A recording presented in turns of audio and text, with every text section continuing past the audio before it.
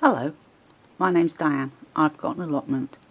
Over the next few weeks I'm going to be doing some allotment videos, but today's the end of the year, the 31st of December 2014, and it's a bit grey out there, so I thought what I'd do is I'd show you my seed stash.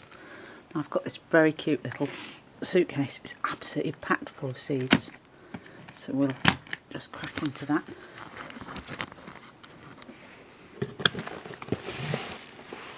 As you can see, there is some semblance of order to it. These are the last seeds I've added in. I haven't sorted them out yet. I probably should actually. They're tomatoes, so they go in a tomato seed packet. And all I've done is I've got some Ziploc bags that are big enough for seed packets. Pop them in. Now I have a spreadsheet now with all my seeds in, so I don't need to open the packets to look through and see what I've got. I don't always know how many seeds I've got left, but I do try to throw the empty packets away. I say try, they're not all perfect. So broccoli, cabbagey things.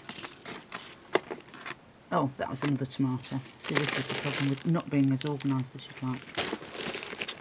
Carrots, chilies and peppers, pumpkins, salady things, French beans, onions and leeks, brassicas. Here we go. This is quite a stuffed little packet. It's not as big a Ziploc as the other one. And of course, the important things you need to know when you're going to be planting seeds is when you're going to plant them, what the crop is, how to look after it. They do all this information on the back of the packet, which shows you when you sow it, when you plant it out, and when you harvest it. And that's quite useful, but only if you remember to label things. I have got better at labelling over the last year, but even then I don't always do it every time. 2015 though is going to be year of the label. I've got plenty of labels, so that should mean everything gets labelled up. Now when you're going to grow sprouts, what you need to be able to do is get a good length of growing season. So actually, I shouldn't have put those away. If we compare Brussels sprouts and Brussels sprouts, they've got the same harvesting season, so there's no advantage really of growing both of those. You could grow one or the other and get the same harvest season. The broccoli, see, that's different there. This one's got a much longer growing season for harvesting because it's a continuity mix, but this one you just harvest that then, and then it's done. So in a way that's a bit of a waste of time growing it. If you grow a mixture from this, then it's got different seeds in, so you should get a good long cropping season, which is what you want, because you want to be harvesting as much stuff as possible for as long as possible. And I was reading up about the amount of plants you should be having for Brussels sprouts, and it's something like 2 or 3 per person that you're going to be wanting to feed. So that's lettuce. That's all the lettuce seeds I've got. Bearing in mind that some of these you might think of as more lettucey, just green salad leaves, but they're not lettuce as such. So there's all things like chicory in there, and corn salad and spinach. So that's a really good mix of stuff in there. And this is roots, some little turnips that are supposed to taste of melon. I don't think they did really, but that's got parsnips, carrots, that sort of thing in there. And beetroot. I had so much beetroot, I've put that all in a separate one for itself. I do love beetroot. Didn't do very well with it this year, so I'm going to have to try harder next year. Sweet corn. I've got several types of sweet corn, including this one called Incredible F1, and some other ones there which are early extra sweet, but I shall probably only grow one of those, if any. I grew it this year for a friend, and it takes up quite a lot of room for not a huge amount of stuff, and it's a lot of effort really. Well, not so much effort as taking up the space. Broad beans. I haven't bought any broad beans because I've got plenty of saved seeds from ones I've grown previously, which includes a crimson one.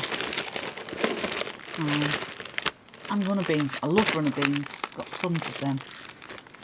Peas, odds and ends, and now I've got to try and get all these back in, which will actually be quite a challenge.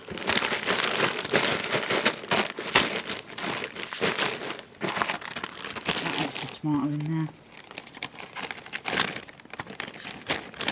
And with tomatoes, they've all got about the same harvest season, so that's not what you look at for that. You want to grow something that's going to taste nice and that you're going to enjoy eating. So if you like beefsteak tomatoes, have a go at growing them. If you like baby cherry tomatoes, grow little cherry tomatoes like this sweet baby one. Or my favourite, Sun Gold. I love that one.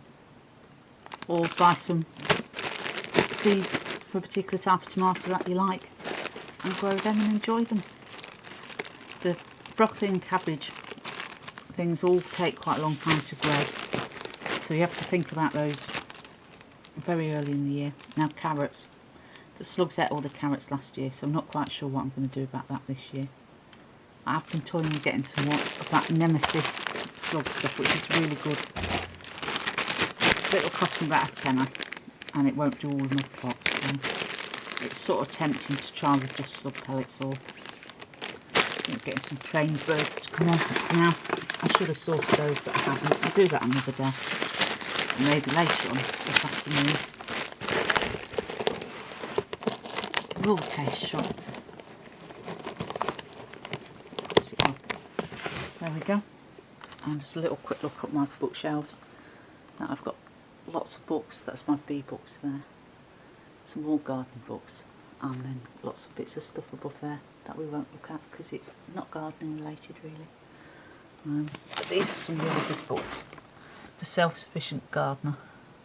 Self-Sufficiency, is it? That one's really good. Jeff Hamilton, we love Jeff Hamilton. We used to watch him when I was a kid on the telly. And what else have I got that I really love? And there's some really great books out there. This lasagna gardening one's quite interesting. And strangely there's a Covent Garden book of soups there. Perhaps not strangely, as you can make soup from your allotment. This is one I had for my birthday. How to grow winter vegetables. We went and saw Charles at a talk in Hume, and that was really good. And Stout Gardening Without Work, where she uses old hay to use as a mulch.